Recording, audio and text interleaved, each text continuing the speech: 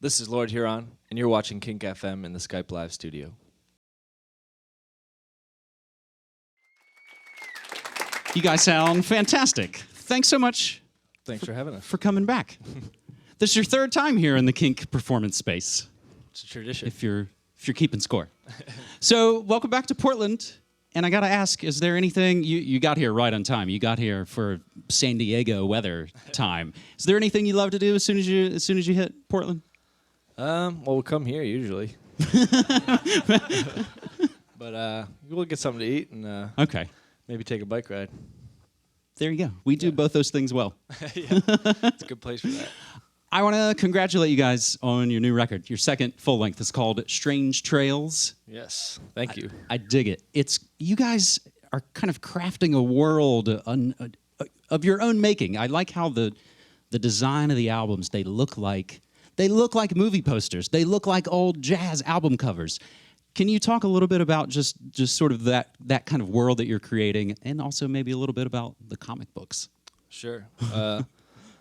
Well, I don't know. For me, when I write a song, I like to do as much sort of background as I can, and some of that stuff ends up facing the public, and some of it's just kind of for us to wrap our heads around a story or the idea behind a song. But I guess we figured, why the hell not put it out there? Make it sort of more of a rich experience for people, more fun and hopefully more meaningful. So yeah, we make all kinds of stuff that sort of extends the stories. Writing a song is a very economic way to tell a story, but sometimes you can't squeeze everything you want in there, so we put it elsewhere.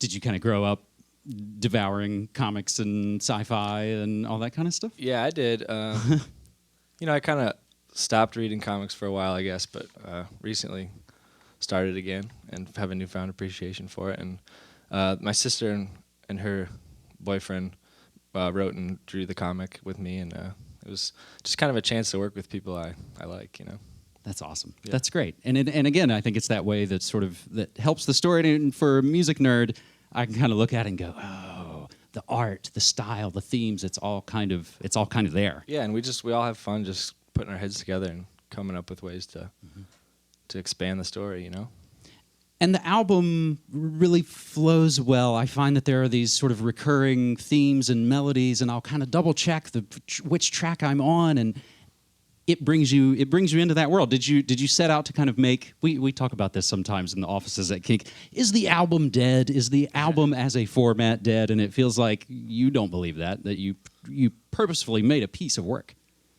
Yeah, I've always been drawn to albums that felt like real cohesive pieces of work.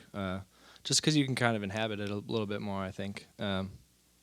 So yeah, we set out to really make something like that, something that felt like a story from the beginning to end. It's not necessarily chronological, or there's not necessarily a real clear through line, but like you said, there's recurring themes and sounds and melodies. So something we do on the morning show, we have something we call Can't Stop Listening.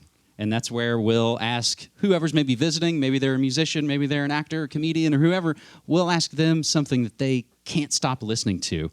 And I'll pose that question to you. Is there anything, as you're now heading out on tour, you probably got time on the road, there's maybe podcasts, but maybe there's albums and songs. Yeah. It's not new, but an album that came out last year called Jumping the Shark by a guy called Alex Cameron.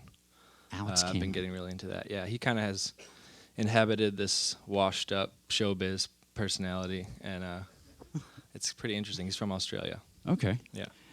Anybody else? I don't want to exclude anybody if they're nerding out on things you can't stop listening to. No. Okay, blanks. So having said that, I'll mention the thing that I can't stop listening to, and I played it this morning on the morning show. I really love, I believe it's the song you guys are going to go into next. It's the lead cut from the album Strange Trails. I believe it's going to be, now look at me, I'm introducing their next song. Because I love the song. I can't stop listening to Fool for Love. Thanks so much for being here. Ladies and gentlemen, more music from Lord Huron.